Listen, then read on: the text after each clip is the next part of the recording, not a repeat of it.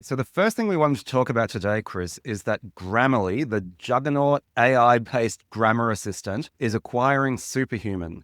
Now, Superhuman is a premium AI-powered email client. I actually use it myself. It's what's been called by a few people luxury software. It costs $40 a month for something that's basically a wrapper on Gmail, but it is a pleasure to use.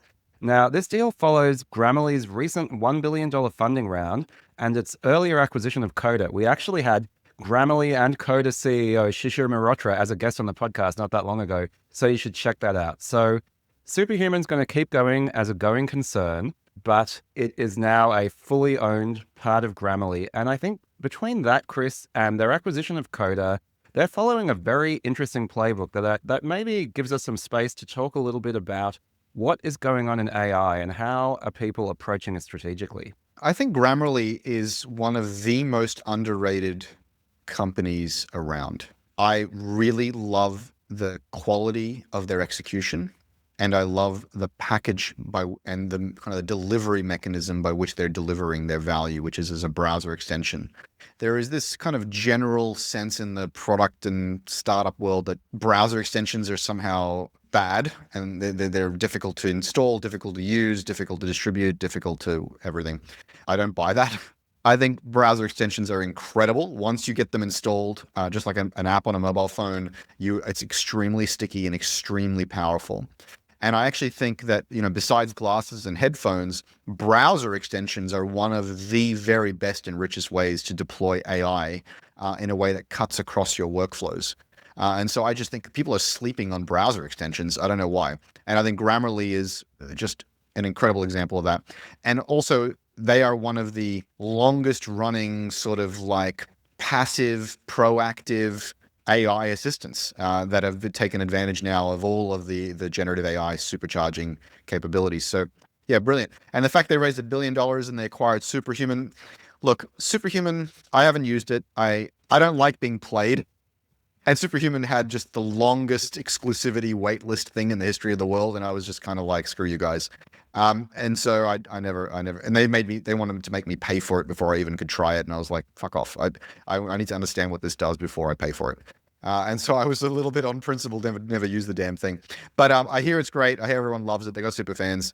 Yeah, I'm curious what Grammarly does with it. It sounds like they're going to leave it as a going concern, but I don't know how it fits into their product strategy exactly. Well, I think that's the interesting thing that I really wanted to discuss, Chris, because they've made two, on the surface of it, relatively unusual acquisitions.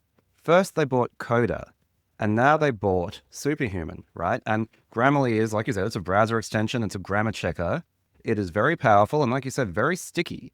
But they're making these interesting acquisitions, and I think it speaks to a fairly deep strategy, which is, I guess we'll see whether it's a brilliant one or a silly one, but it's something that I think they're being really bold, actually. That's what I'd say. Here's my take, and it's not only my take, but the way I see it is that Grammarly are very powerful, but they're also actually at a lot of risk from the big LLM players, right? Because in a sense, what they are doing, which used to be really kind of special, this kind of in-place grammar checking suggestions for better content, for better ways of phrasing, has been really commodified by AI, right? You can get it from ChatGPT, but it's also built into Notion, it's built into Gmail, it's built into all of these things.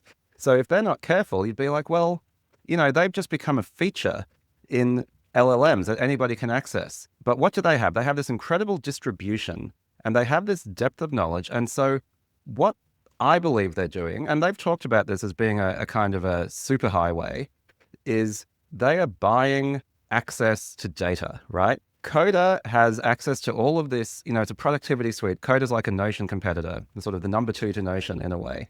And they have access to all of this corporate data and all of these integrations into other tools as well. Coda went big into integrations. Superhuman, well, say no more, it has access to your email.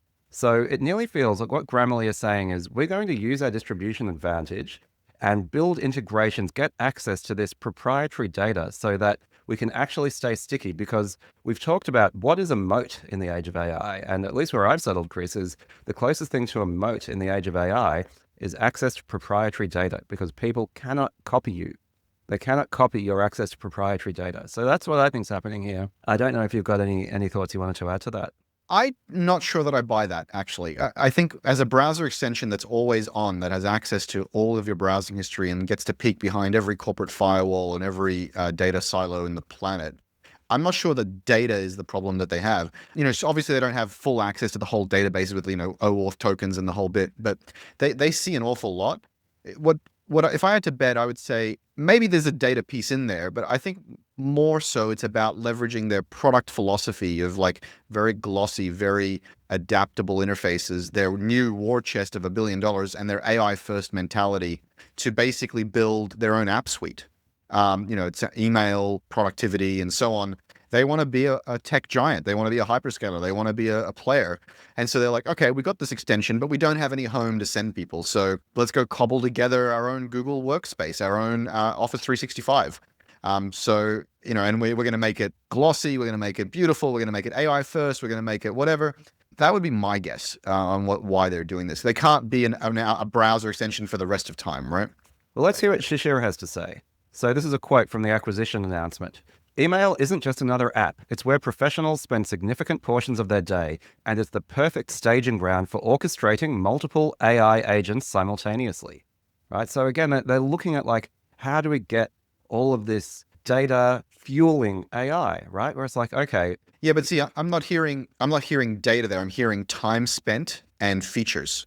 So if you live in your inbox and you orchestrate agents, right? So Grammarly, you could think of it as a kind of, always on assistant or agent. And it follows you around, but they don't own a home. And he's saying email is your home, and it's the perfect place to launch additional agents, workflows, and assistants. So it's not so much we want access to your email, we want access to your attention and to your workflow. And which is, to me, a subtle but meaningful difference between the question of data and attention. Look, I think it's an interesting one, right? But like, I don't totally get the strategy, but it feels clever, right? And Shishir is a very clever guy. And again, I feel it's clever, and it's making good use of desperation, if I would to use that term, right? Which is where I think that Grammarly are looking a few years into the future, like I said, and see that they were valued at $11 billion or something. And it's like, a grammar checker that anyone can kind of build now by just building a simple wrapper around Gemini or something. Sure, they've got this distribution, but it's just going to be eaten away. And so they're like, we've got a massive war chest. We're going to deploy it, pursuing a novel strategy that we believe will be robust in the era of AI. And, it's actually kind of cool to watch. It is very cool to watch. And Grammarly can't stay a browser extension forever. I think it's an incredible way to deliver value, to grab distribution, to have sticky users. I love browser extensions, but you need a home. You need a place for people to live.